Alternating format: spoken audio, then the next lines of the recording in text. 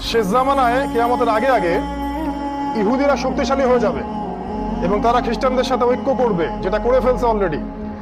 তারা মুসলিমদের সাথে চুক্তিবদ্ধ থাকবে, এক পর্যায়ে তারা চুক্তি ভঙ্গ করবে এবং 80টা পতাকা একত্রিত করে 12,000 করে সৈন্য নিয়ে তারা মুসলিমদের বিরুদ্ধে আক্রমণ করবে। এটা হাদিস আসছে, এটা সামনে হতে যাচ্ছে। এবং নবীজি বলেছেন যে শেষ জামানার অন্যতম বড় সাইন হচ্ছে আল মালহামা। এই জায়গায় বলে শেষ করছি, মালহামা। মালহামা কি? মালহামা মানে মহাযুদ্ধ। নবীজি বলেছেন এমন যুদ্ধ হবে কিয়ামতের আগে আগে যে যুদ্ধে 100 জনের মধ্যে 99টা মানুষ মারা যাবে। 99টা মানুষ, যারা এই যুদ্ধে অংশ নেবে তাদের মধ্যে 99% মানুষ মারা যাবে। এবং এই যুদ্ধে মুসলিমদের ব্যাপক রক্তপাত ঘটবে, মুসলিমরা প্রচুর সংখ্যায় মারা যাবে। কিন্তু শেষ দিকে মুসলিমদের নেতৃত্বের জন্য আল্লাহ পাক ইমামুল মাহদিকে বের করবেন এবং তার হাতে আল্লাহ রাব্বুল আলামিন জেরুজালেমকে আবারও পুনরুদ্ধার করবেন এবং মুসলিমদের বিজয় হবে ইনশাআল্লাহ তাআলা।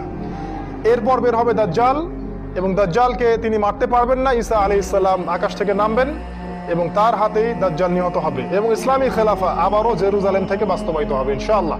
এটা সামনে হতে যাচ্ছে। এরকম অনেক সাইন আছে। আমি শুধু এতটুকু বলছি, কোরআন এবং সুন্নাহ যদি আপনারা স্টাডি করেন, দুই চোখ দিয়ে দেখতে পারবেন যতগুলো আলামত আছে তার 95% দুই চোখ দিয়ে দেখা যায়। এখন শেষ কথা, এরকম অবস্থায় আমরা কি করব? 2 মিনিট। এইরকম অবস্থায় আমরা কি করব? আমাদের কাজ কি দুনিয়া নিয়ে ব্যস্ত হয়ে থাকা, নাকি হালুয়া রুটি সেমাই খাবো, বাসায় গিয়ে ঘুমিয়ে যাব? খালি মিলাদ পড়বো আর বাসায় খোরমা খাবো, এটাই আমাদের কাজ কি? আমাদের কিছু কাজ আছে কি? আমরা কি এই উম্মার আবর্জনা না উম্মার সম্পদ? প্রত্যেকটা মুসলিমের কাছে কিছু না কিছু আল্লাহ পাক চান। এক একটা মুসলিম এক একটা মুজাহিদ এই উম্মার। এবং আমি আশা করছি আগামী তরুণ প্রজন্ম ইনশাআল্লাহ এই সময়গুলো পেয়ে যাবে। আমাদের চাচারা পাবেন কিনা আমি জানি না। আমার বিশ্বাস যে এই প্রতিটা যুবকই ইনশাআল্লাহ সামনে সময়টা পেয়ে যাবে ইনশাআল্লাহ। বিগত 10 বছরের পৃথিবী আর এখনকার এই 10 বছরের পৃথিবীর মধ্যে আকাশ পাতাল পার্থক্য আছে। আগামী 10 বছর পৃথিবী চেঞ্জ হয়ে যাবে, দেখবেন। আমাদের করণীয়, নাম্বার 1, জ্ঞান অর্জন করেন। খালি পয়েন্টগুলো বলছি। জ্ঞান অর্জন করেন, জ্ঞান অর্জন করেন, জ্ঞান অর্জন করেন। কোরআন পড়েন, হাদিস পড়েন, ইসলামের ইতিহাস পড়েন, অর্থনীতি পড়েন, রাজনীতি পড়েন, মানে পড়তে থাকেন। কিন্তু আপনার পড়ার ভিত্তিটা হবে কি? কোরআন এবং সুন্নাহ। যাই পড়বেন এর সাথে মিলাবেন। আর বিশেষ করে শেষ জামানার হাদিসগুলো এবং আলামতগুলো ভালো করে পড়েন। বিশ্ব কোন দিকে যাচ্ছে খেয়াল রাখেন, এটা 1 নাম্বার। 2, জানা অনুযায়ী আমল করতে হবে। জানা অনুযায়ী আমল করতে হবে। আগামীকালের ভরসা করবেন না, আজকেই আমল করে নেন। কিয়ামতের মাঠে প্রশ্ন করা হবে, জীবন কোন পথে ব্যয় করেছো, যৌবন কোন কালে ব্যয় করেছো। অতএব এই যুবক সময়টাকে কাজে লাগান।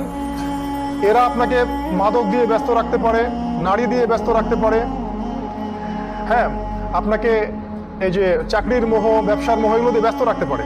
কিন্তু আপনাকে জানা অনুযায়ী আমল করতে হবে। 2, 3 নাম্বার, আদর্শ পরিবার গড়ে তুলুন। দ্রুত বিয়ে শাদী করে ফেলেন, বাচ্চা কাচ্চা নেন, পরিবার গড়ে ফেলেন, সময় নেই হাতে বেশি আপনার। হালাল রিজিক। 4 নাম্বার, হালাল রিজিকের চেষ্টা করেন।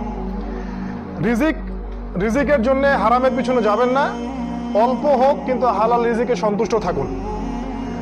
অনেক সময় বাসায় 17-18 বছরে বিয়ে দিতে চাবে না, বাবা মাকে বুঝাতে হবে, প্রয়োজনে একটু ফাইটও করতে হতে পারে। কিন্তু তারপরেও নিজের আত্মা এবং নিজের সতীত্বকে হেফাজত করার জন্য বিয়ে করে ফেলেন। এবং আমরা গার্ডিয়ানদেরকে রিকোয়েস্ট করবো যে আমাদের যুবক ভাইদের বিয়েটা সহজ করে দেন, যুবতীদের বিয়েটাকে সহজ করে দেন। এটা হলো 4। 5 নাম্বার, ইউনাইটেড কমিউনিটি গড়ে তোলেন। আপনার সমমনা যারা আছে তাদেরকে নিয়ে ইউনাইটেড, একত্রীকরণ একটা কমিউনিটি গড়ে তোলেন। ওই দলাদলির মধ্যে যাবেন না, অমুক ওই তরিকা, অমুক এই, অমুক সেই, এইসব নামগুলোর মধ্যে যাবেন না।